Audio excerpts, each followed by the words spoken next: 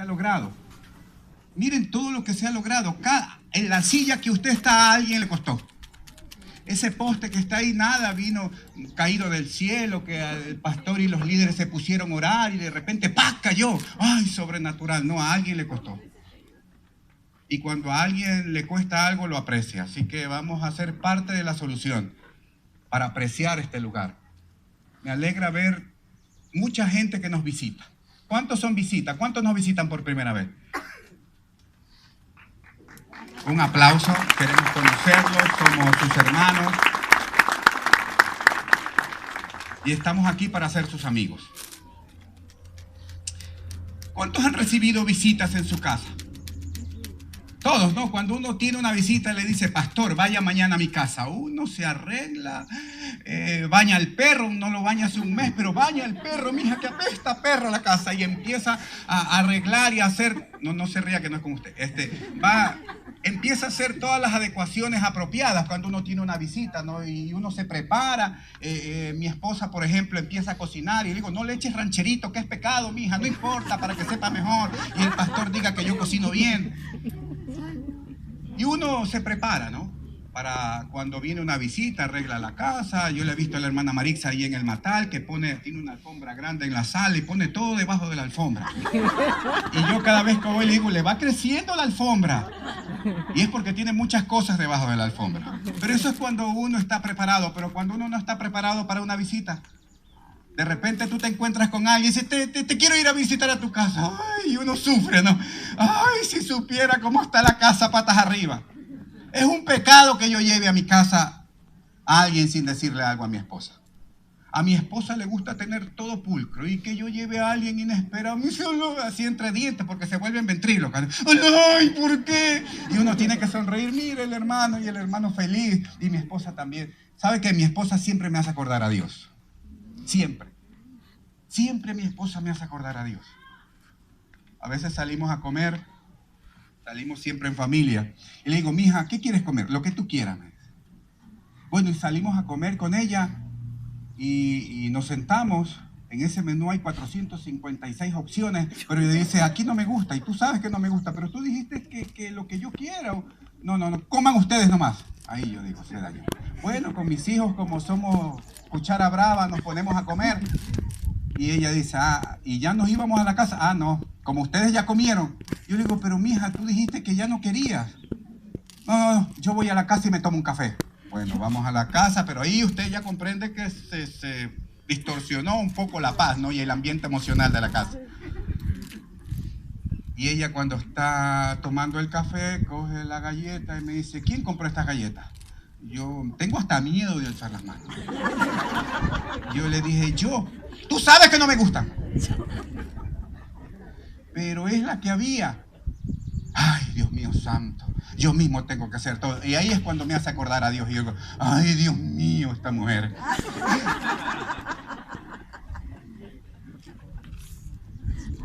Hoy quiero hablar de un tema súper, mega, hiper importante. Hay alguien que nos está visitando de manera constante y quizá muchos de nosotros no estamos preparados. Hay alguien que nos visita de manera permanente y muchos de nosotros estamos ignorando esta visita. Muchas veces esta visita se nos vuelve algo común que la pasamos desapercibida.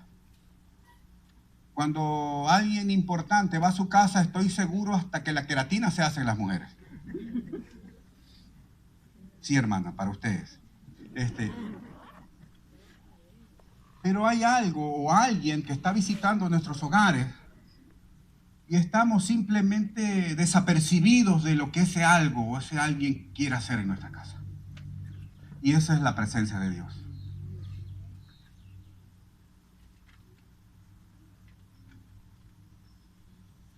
Yo quiero que usted me preste mucha atención y que ponga atentos oídos a lo que va a escuchar en esta mañana. Muchos de nosotros hemos pasado desapercibido la visitación de Dios en nuestros hogares. Y hemos querido pretender que la visitación de Dios únicamente es en la iglesia. Y muchos que lideramos pretendemos que tener y ministrar la presencia de Dios aquí en la iglesia. Y si usted no es capaz de respetar y ministrar la presencia de Dios en su hogar, tampoco lo va a hacer aquí en la iglesia. Es necesario que usted preste atención. Yo quiero ser tan claro como Dios lo ha sido conmigo. Esta enseñanza o esta prédica o esta palabra fue pertinente primero para mí. Yo tuve que hacer muchos cambios en mi vida. Mi familia lo sabe. Hemos tenido que hacer muchos cambios en nuestras vidas.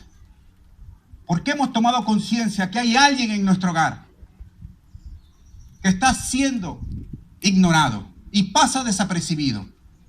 Y hemos tomado decisiones hasta el día de hoy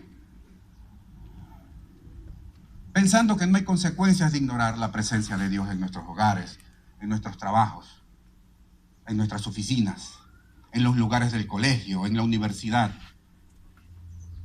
Yo voy a darle una noticia que usted ya sabe, pero se la voy a recordar. De la presencia de Dios, nadie puede escapar. Hoy la presencia de Dios está en este lugar. Dice la palabra de Dios que cuando están dos o más reunidos en su nombre, aquí está el Señor. ¿Usted entra a este lugar pensando en eso?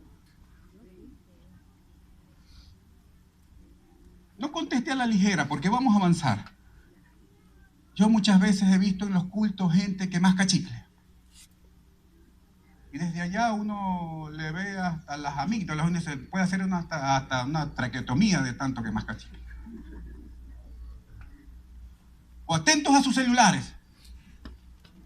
O atentos a distraerse con cualquier pajarito que pasa por ahí o cualquier situación. ¿Realmente estamos entendiendo que la presencia de Dios, Jesucristo, está en este lugar? ¿Hemos tenido esa comprensión de lo que realmente ocurre en la esfera espiritual?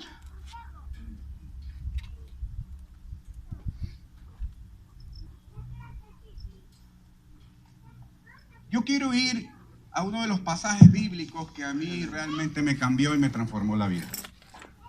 Quiero que usted vaya conmigo al segundo libro de Samuel, capítulo 6, versículo del 1 al 12. Quizá sea un versículo o un pasaje o una historia muy conocida para ustedes. Le voy a dar la oportunidad que lo busquen los que traen Biblia. Para las visitas, si alguien no ha traído Biblia, levante la mano para que alguien le ayude con la lectura de la palabra. Yo soy chapado a la antigua. Yo siempre cargo mi Biblia, pero si usted tiene su tablet, su iPad, su celular, es la última vez que lo hace. No, está bien. Utilícelo. Segunda de Samuel. Segunda de Samuel, capítulo 6, versículo del 1 al 11. Yo puedo gritar porque soy de volumen alto, hermano.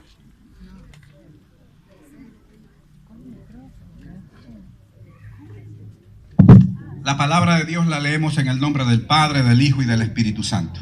David intenta llevar el arca. El arca tipificaba la presencia de Dios. Y dice la palabra de Dios, David volvió a reunir a todos los escogidos de Israel, 30,000. Y se levantó David y partió a Balá de Judá con todo el pueblo que tenía consigo, para hacer pasar allí el arca de Dios, sobre el cual era invocado el nombre de Jehová de los ejércitos, que mora entre los querubines. Pusieron el arca de Dios sobre un carro nuevo y la llevaron a la casa de Abinadab, que estaba en el collado. Y Usa y Ahío, hijo de Abinadab, guiaban el carro nuevo. Cuando lo llevaban de la casa de Abinadab, que estaba en el collado, en el arca de Dios, Ahío iba delante del arca, y David y toda la casa de Israel danzaba delante de Jehová, con toda clase de instrumentos, madera de haya, con arpas, salterios, panderos, una fiesta, flautas y címbalos.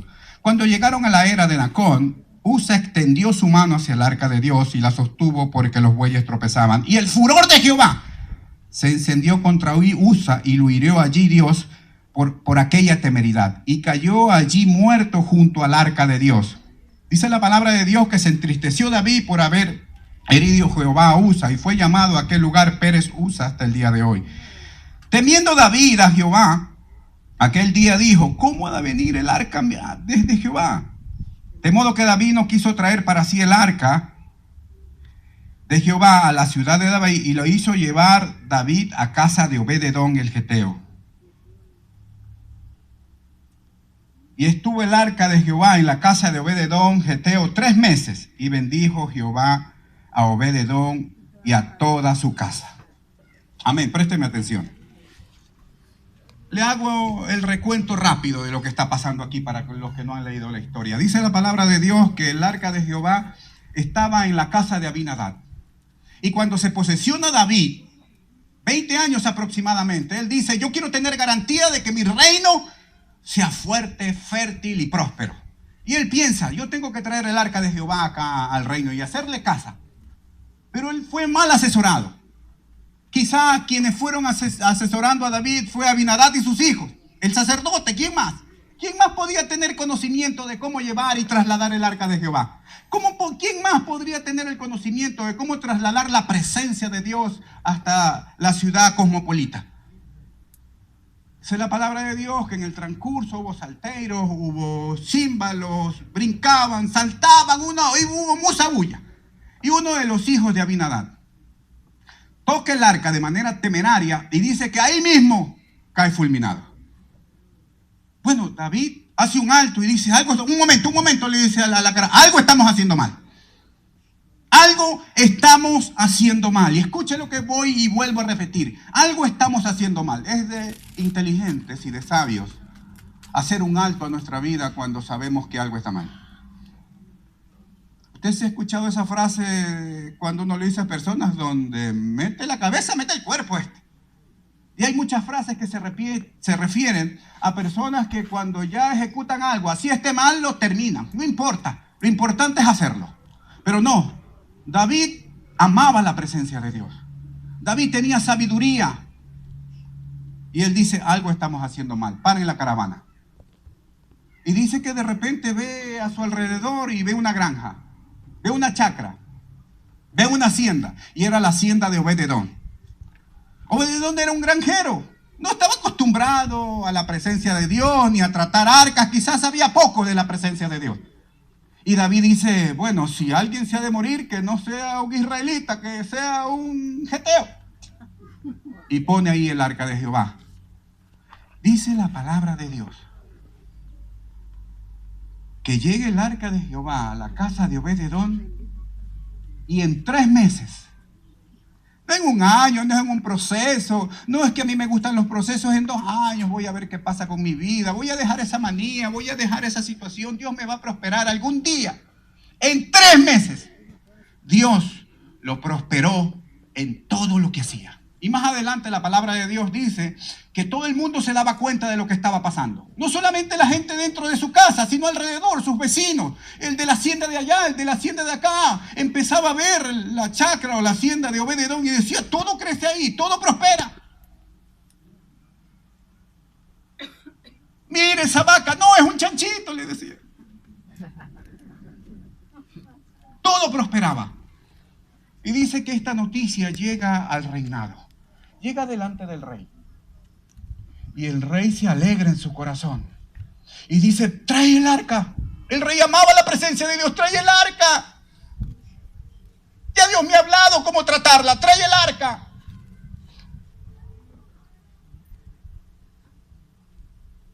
Y Obed-edom, quizá como en las películas de Hollywood, le decía: chao arca. Y el arca le decía: chao Obed. Bye. No pasó eso. Dice la palabra de Dios, y eso lo vamos a contar más adelante, que Obed-edom, un granjero, no sabía cómo tratar el arca. No tenía conocimiento. No conocía quizá a Abraham, Isaac, no conocía la Torá, no conocía nada de lo que significaba adorar el arca y todo lo que tenía que hacer para ministrarla bien.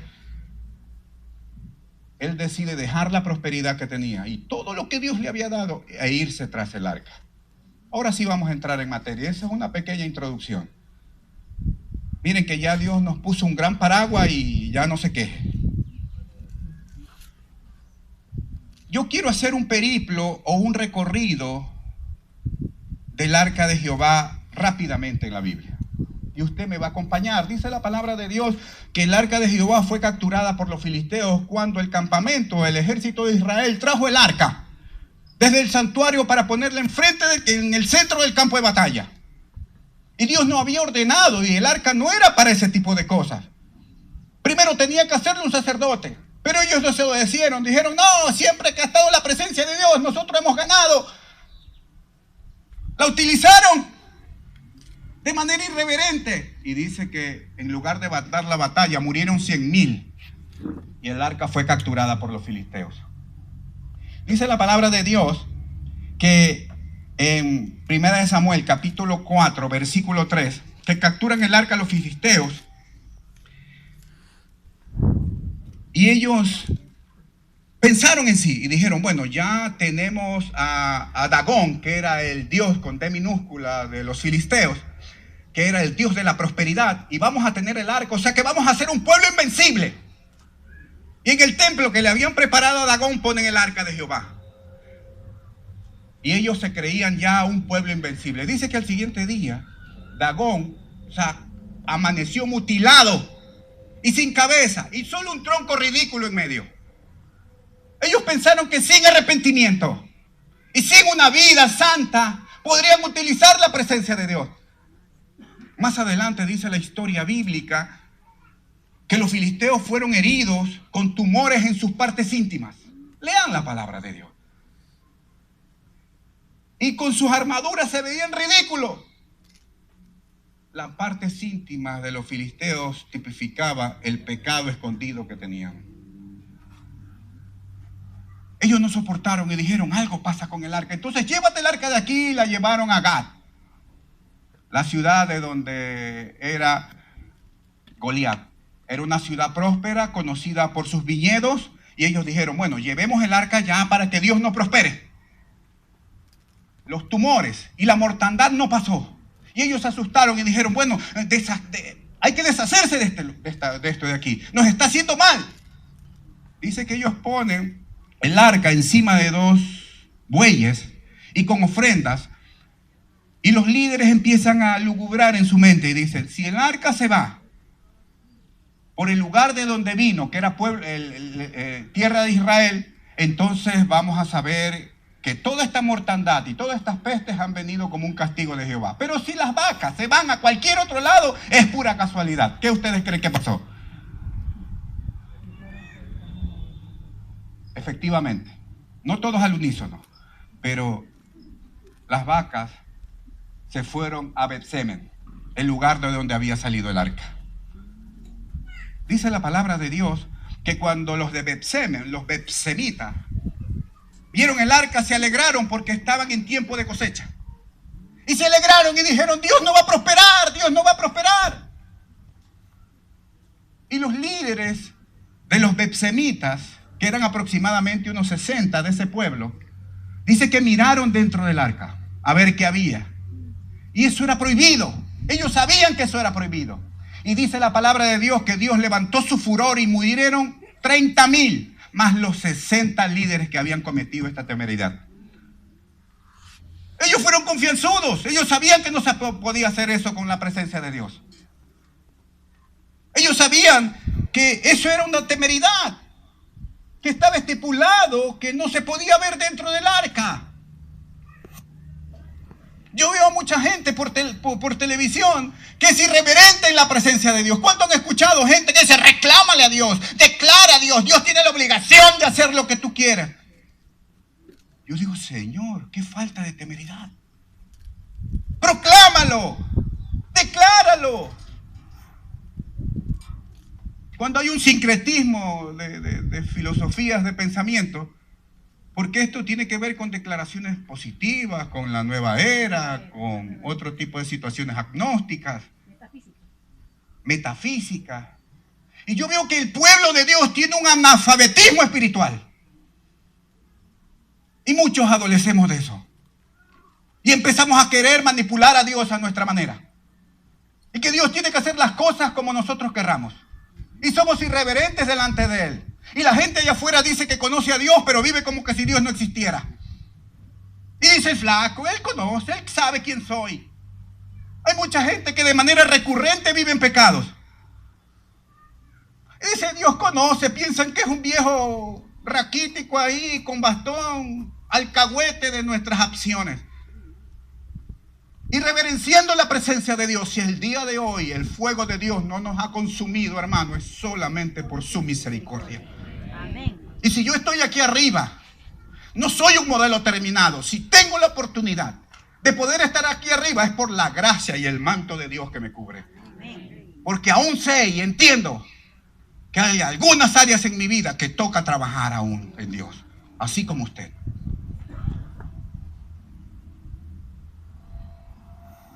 Dice que ellos se asustaron y dijeron: llévense el arca de aquí, llévense el arca de aquí, no puede estar la presencia de Dios aquí, Él nos ha traído mal.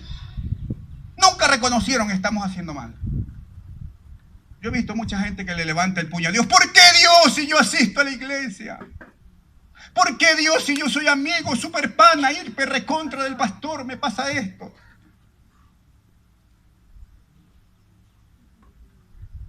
Hay un ser superior a todo y ese es Jehová. Y de su presencia ninguno de nosotros nos podemos esconder.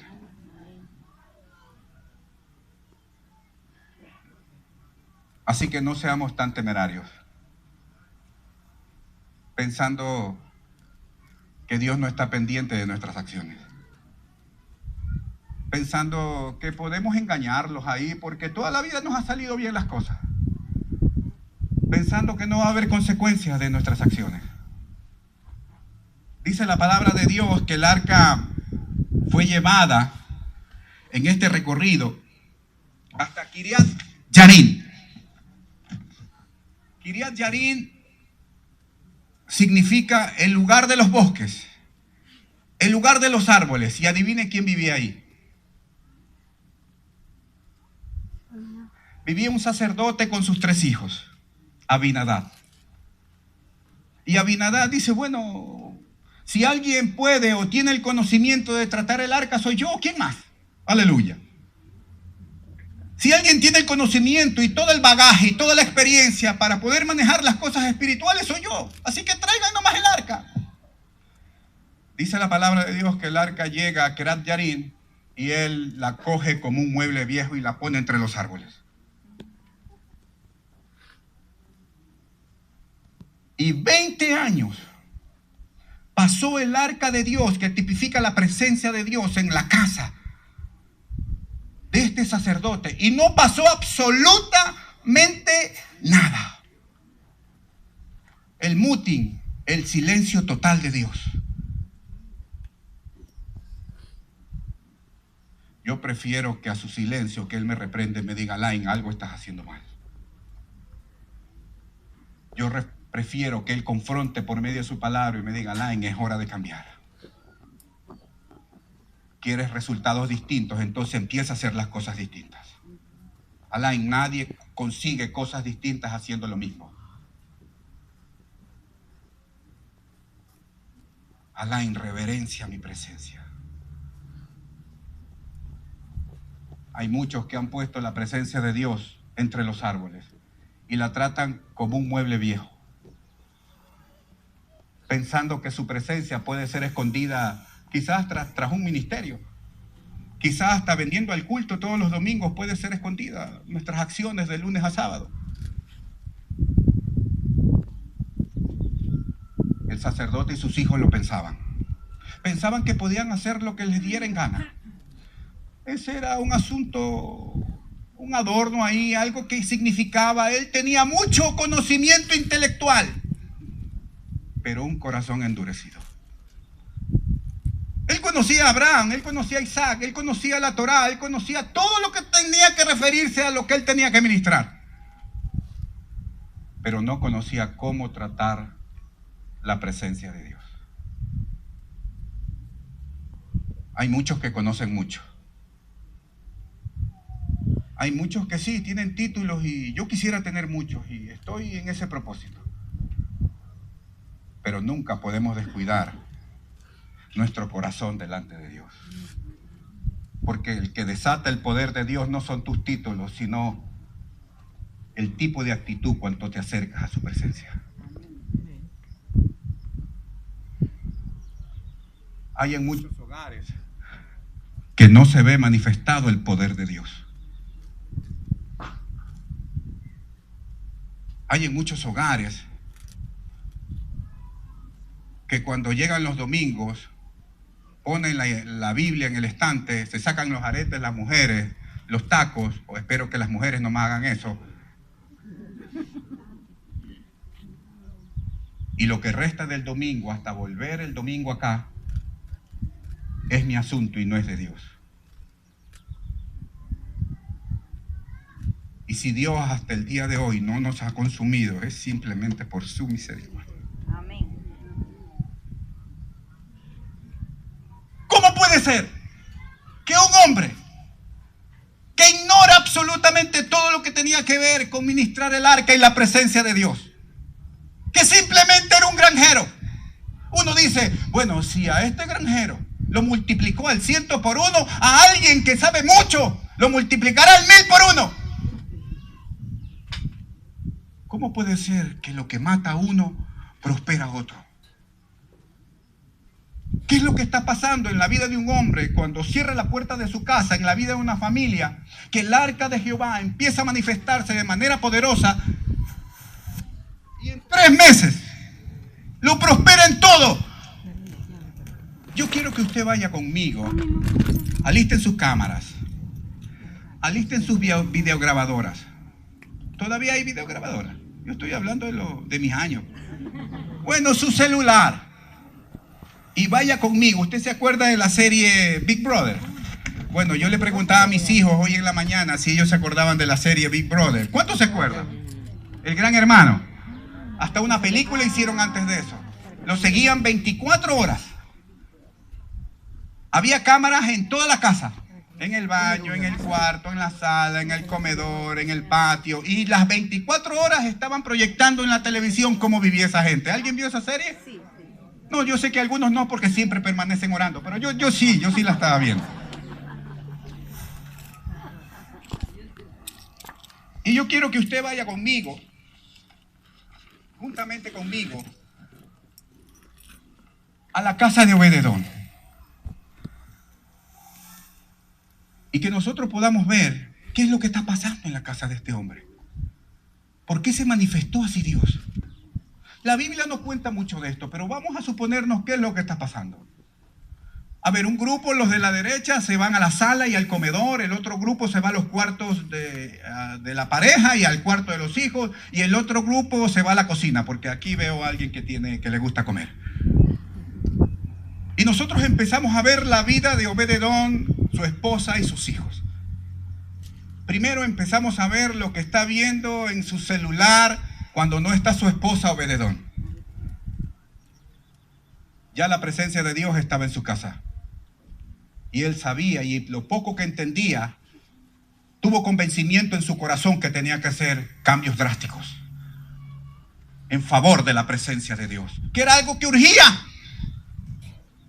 Él había escuchado las proezas del pueblo de Israel. Él había escuchado que el Jehová era un Dios todopoderoso, invencible, temible. Algo tiene que hacer. Yo tengo que tratarla con reverencia. No había ido a un seminario, no había ido a un curso, pero tenía un corazón de niño y mucha pasión. Y él empieza a eliminar y salir de ciertos chats. También van y lo ven andando en el Facebook. Y empieza a eliminar y bloquear algunas solicitudes de amistad. Una amiga del pasado le manda una solicitud. Y uno cuando ve amigos o amigas del pasado, ¡ay, mira cómo está! ¿De qué me salvé? Dice uno.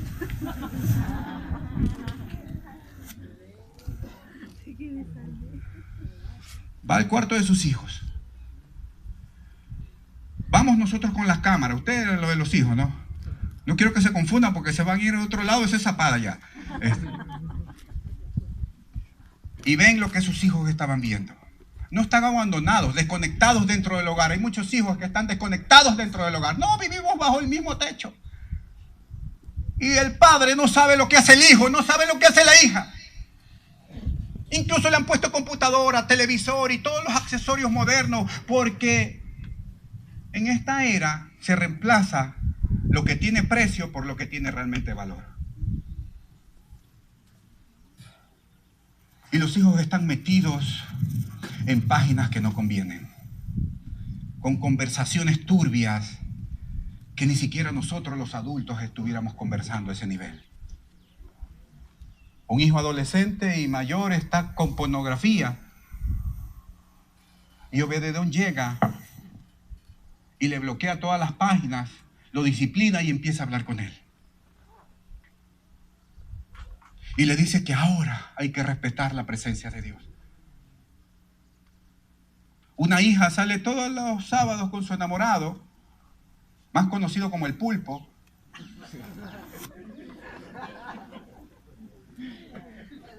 Y le dice: mija, ese chico no te conviene. Hay que respetar la presencia de Dios.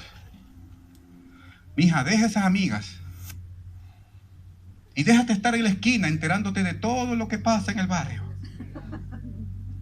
Porque las tenderas son las que saben todo lo que pasa en el sector. Y los guardianes todo lo que pasa en las urbanizaciones. Aquí sí, ya corta amistad.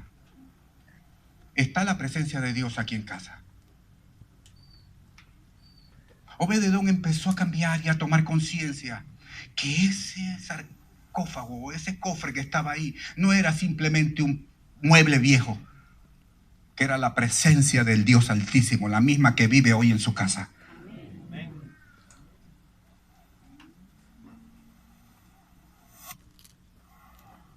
Obed-Edom de vez en cuando se ve sorprendido por sus pensamientos.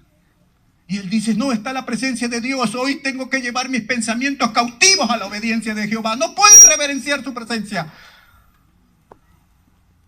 Obed-Edom visitaba amigos y amigas que para nada lo edificaban. Pero él decía: tengo que detener estos pasos. Yo tengo que corregir a mis hijos más que con los que le digo, con lo que hago. Y empieza a ser coherente entre lo que dice y lo que hace. Y empieza a vivir una vida santa. Empieza a tratar diferente a su esposa. Y como siempre las esposas irónicas: uy, ¿qué fiebre te dio hoy día? No va a haber. No, mentira.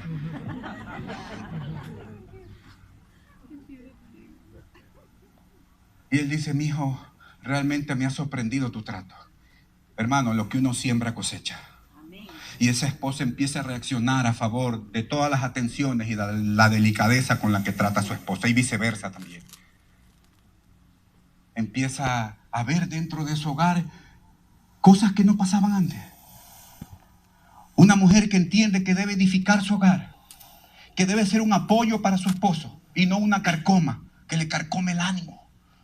Que no debe ser una gotera, dice la palabra de Dios. De manera constante y de manera rencillosa amarga el corazón del hombre.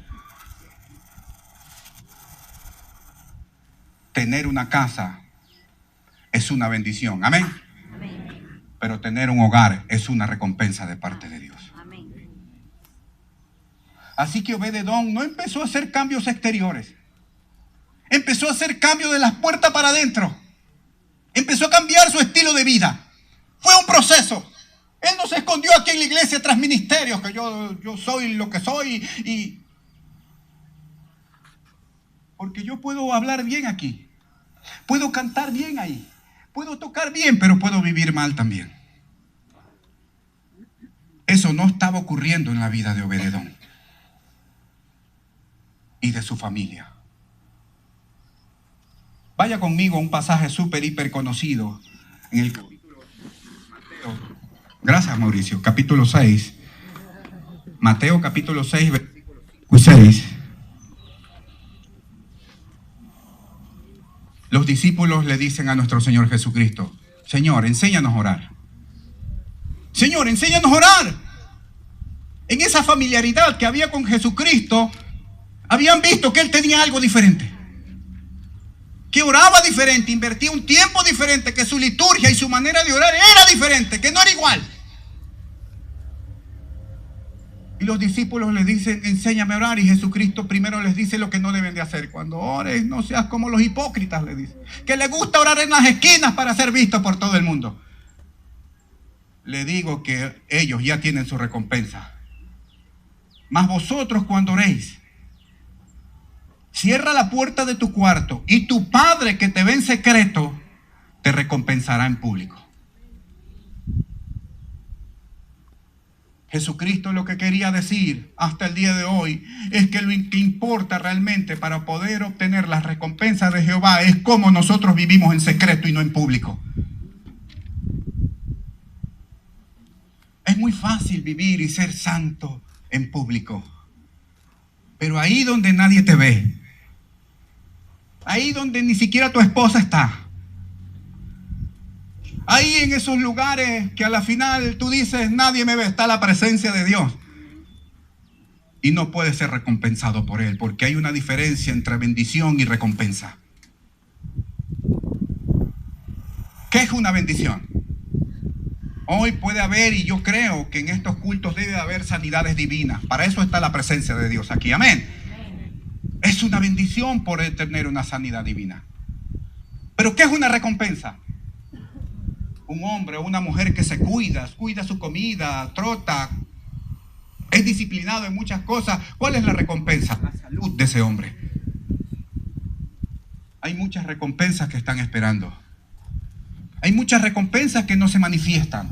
Hay muchas recompensas que están en off en nuestras vidas. Porque no hemos hecho un trabajo previo para poderlas obtener. Obed-Edom las obtuvo todas. Por los cambios que él hizo. Por los cambios que él determinó hacer. Por cómo inspiró a su familia, a su esposa y a sus hijos para poder tener estos cambios. Y estaba hostigado. Estaba y rehusaba ser un hipócrita una vez más. Y yo hoy junto con usted me rehúso, niego. Y estoy harto de ser un hipócrita delante de Jehová.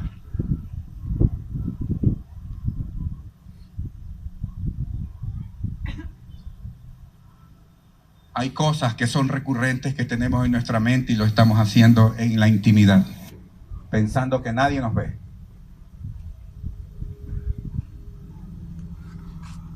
Hay cosas que nosotros estamos haciendo que no nos dejan avanzar en ninguna área, pensando que no van a tener consecuencias.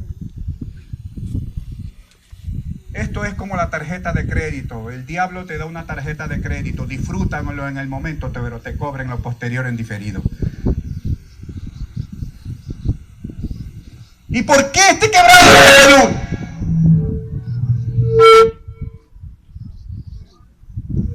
¿Y por qué este negocio mal? ¿Y por qué mi hogar está así? Tienes que pagar, te dice el diablo, tienes que pagar, o usted no le va a pagar al banco. Tiene que pagar y hasta con intereses.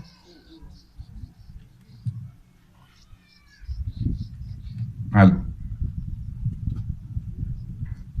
Obed-Edom, dice la palabra de Dios, que fue transformada su vida, su economía, su salud, sus relaciones interpersonales, su negocio. Él no iba a su negocio si no iba con la presencia de Dios. Él no iba a su hogar y no pernoctaba en su hogar si no consideraba la presencia de Dios. Él no iba donde sus amigas, sus amigos de antaño, si no estaba consciente que la presencia de Dios estaba con él.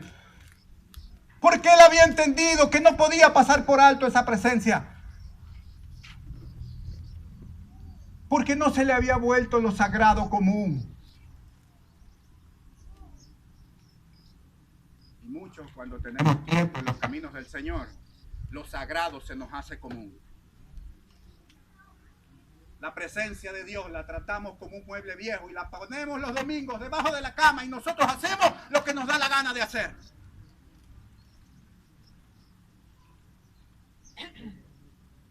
Dios no puede ser burlado.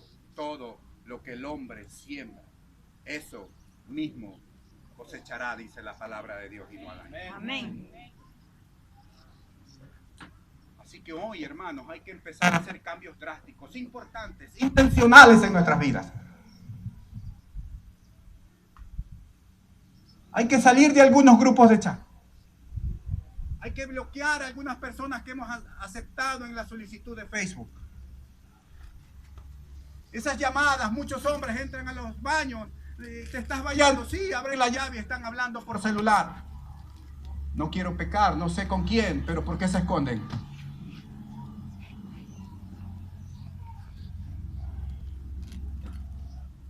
Hay muchos jóvenes que son unas cosas aquí en la iglesia y otras allá afuera. Que cuando le dicen, te invito el domingo a hacerlo de aquí o esta actividad, no, estoy ocupado, mi mamá me va a ayudar a llevar a un lugar interesante. Soy incapaz de decir, voy a la iglesia, voy a adorar a Dios porque pertenezco a Dios y lo alabo y lo bendigo y lo reverencio, porque he entendido que sin Dios no soy nada. ¿Quieren la presencia de Dios? Es algo muy serio lo que estamos pidiendo. ¿Quieren la presencia de Dios? Amén. El que la quiere y la ministra bien en su casa, puede ministrarla bien dentro de la iglesia. Y eso es lo que le ocurre a Obed-Edom. Vamos, Obed-Edom se le llevan el arca. David se entera. El rey se entera. Se hablaba de Obed-Edom en el reino por las cosas buenas que estaba haciendo dentro de su casa. ¿Qué se está diciendo de usted en el reino de los cielos en este momento? Por lo que vivió esta semana. No se puede esconder de Dios atrás de un ministerio, atrás de un discipulado. Dios sabe lo que estamos haciendo. No me puedo esconder tras este micrófono y gritar y decir, uy, qué santo es tu hermano. Mentira, tengo luchas así como usted. Pero todos los días hago mi mejor esfuerzo por agradar a Jehová.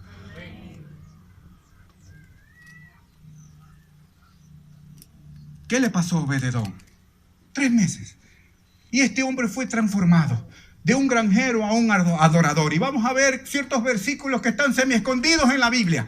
Quizá usted nunca más en la Biblia, cuando la leyó, escuchó o leyó acerca de Obed-Edom. Pero hay muchos versículos que hablan acerca de Obed-Edom en lo posterior, después que el rey David se lleve el arca. Vamos a la palabra de Dios. Segunda de Samuel, capítulo 6, versículo 12.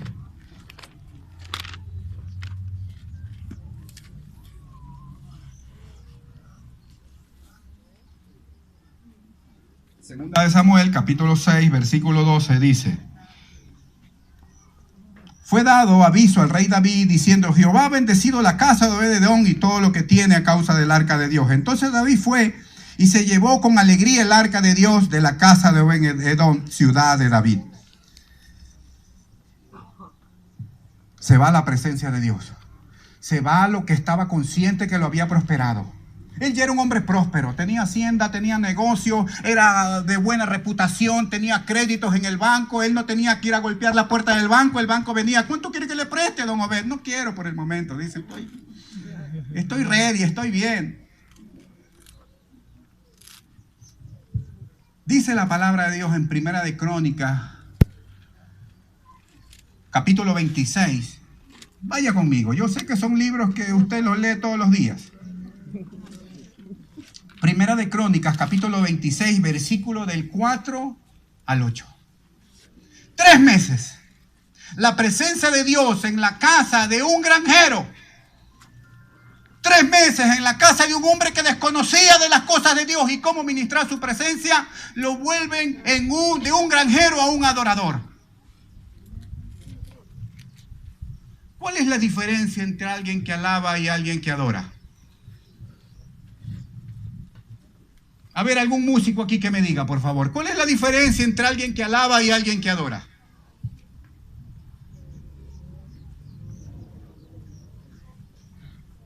A ver, ahí va Feli. Le vamos a tomar la lección a Feli. Vamos, chicos, califiquen.